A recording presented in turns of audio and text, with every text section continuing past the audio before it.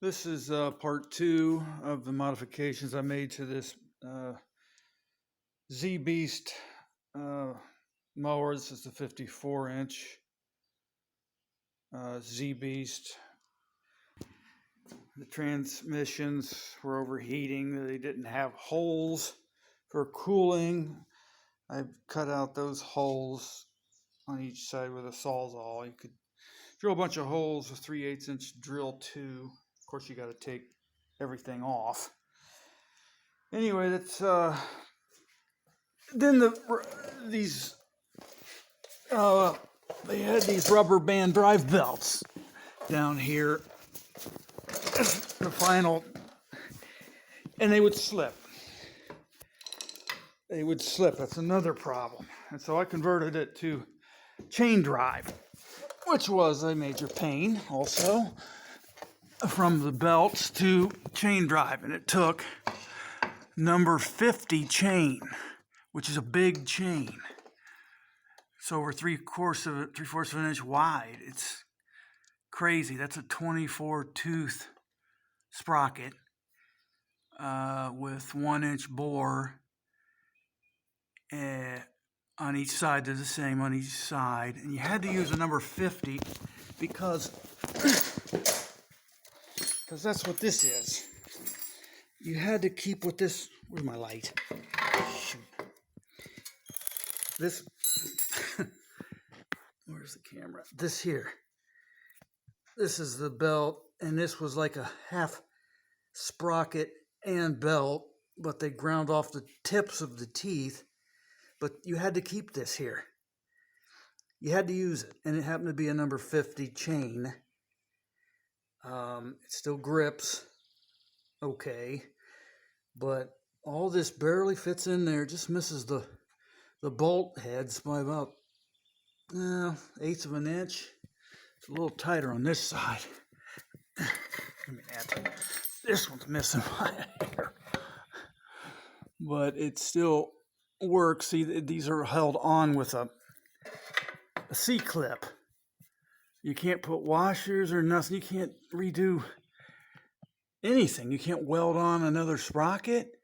Nothing. It's like there's no room here. Look at this. That's 1/8 of an inch from that bolt there.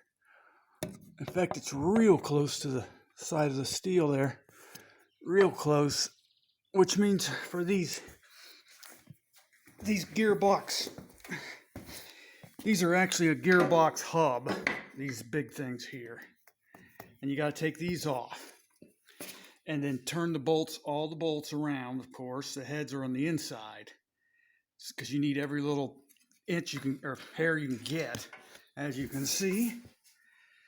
But you got to take these off. And the stupid design's unbelievable. They have like a shaft, 1-inch shaft, but it has 6 big like splines on it. You got to grind off 5 of them to leave 1, so that you can get the 1-inch sprocket over it, and then put another bolt into it for extra support. I hope it holds, but it should, because this is a 5-to-1 gear reduction. There's no chain in it. It's an actual gear, two gears, one big, one small, and it's greased. It's already greased well. So that was a major pain to get those chains in there. You can see it just right there. And that also changed. It made it tighter because a little tighter, which means I had to make this piece of. This is the neutral engagement gear that goes to the transmission. And so if you want to coast this thing, you got to have something to hold it. And anyway, it works. There it goes. See that? Then now it's neutral. So you got to make that piece. That's like 3/16 steel, 3/16 inch steel. And like I said, it's a little tighter because the links are like 1 inch apart. So if you went one less, well, or I mean, if you went one link more, it's going to come back. This is the adjustment. There's four, that's just magnets. 4 bolts here holding this up. And this whole thing would come back, probably back here. And then it would change just too much stuff. So I made it tighter. It actually went about, looks like 1/8 of an inch this way, which is why I had to change that piece of metal. So hopefully it'll work good. I'm sure it will. Way better. It won't slip. And the transmissions can be cooled a lot better. And I made it where I can change the transmission fluid way easier on each side. These go down to the transmissions. And hopefully